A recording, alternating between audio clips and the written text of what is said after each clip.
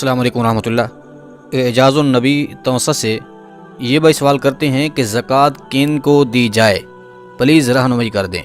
देखें भाई, ज़कात आप मसाकिन को दे सकते हैं, गरीब को दे सकते हैं, इसी तरह ज़कात वसूल करने वालों को भी ज़कात दे सकते हैं।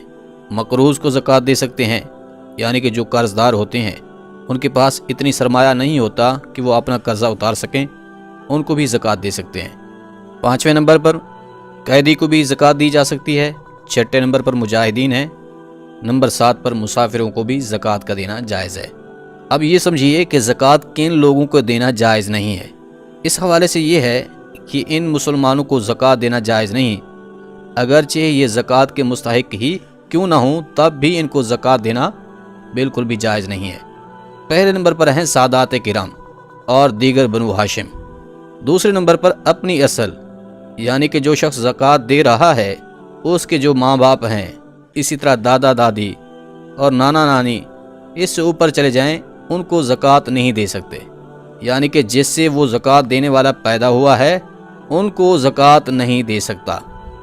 इसी तरह जो उसकी औलाद है, मतलब ये कि ज़कात देने वाले की जो औलाद हैं, यानी कि उसके बेटे बेटियां होगी, पोते पोतियां, नवासे नवासियां और इसी तरह आगे चलते चले जाएं। जो शख्स ज़कात दे रहा है जिनसे वो पैदा हुआ है और जो उससे पैदा हुए हैं, उनको ज़कात देना जायज़ नहीं है। अब ये समझिए कि कौन से रिश्ते हैं जिनको ज़कात दी जा सकती है, यानी कि बहन भाई को या फिर चचा और मामू को ज़कात देना जायज़ है या नहीं। इस हवाले से ये हुक्म है कि इन रिश्तेदारों को ज़कात देना जायज़ है, जबकि ये ज़कात के मुस्तहिक हों। लिहाजा अगर वो लोग ज़कात के हकदार हैं तो इन रिश्तेदारों को ज़कात देना जायज़ है।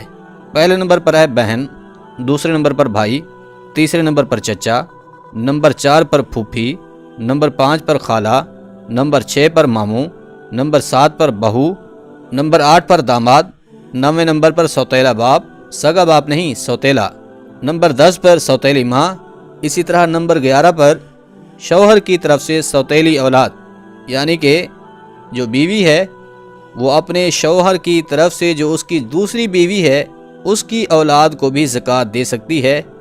वो शौहर की दूसरी बीवी की औलाद इस बीवी की सौतेली औलाद बनेगी। नंबर 12 पर शौहर अपनी बीवी की तरफ से सौतेली औलाद को ज़कात दे सकता है। तो ये वो रिश्तेदार हैं जिनको आप ज़कात दे सकते हैं, मगर शर्त यह है कि ये ज़कात के मुस्तहिक होने चाहिए।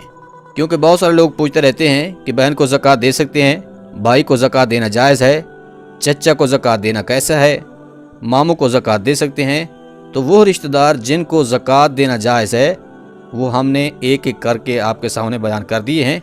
अगर ये लोग ज़कात के मुस्तहिक हैं तो फिर आप इन रिश्तेदारों को ज़कात दे सकते हैं और इनको ज़कात देना जायज़ है। उम्मीद है ज़कात के हवाले से आपका ये सवाल क्लियर हो चुका होगा। अगर इसके अलावा भी कोई और आपका सवाल है तो आप कमेंट कीजिए, इंशाअल्लाह अज़ीज़ आपके सवाल का जवाब ज़रूर दिया जाएगा। अल्लाह करीम अमल करने की तौफीक बख्शे, आमीन।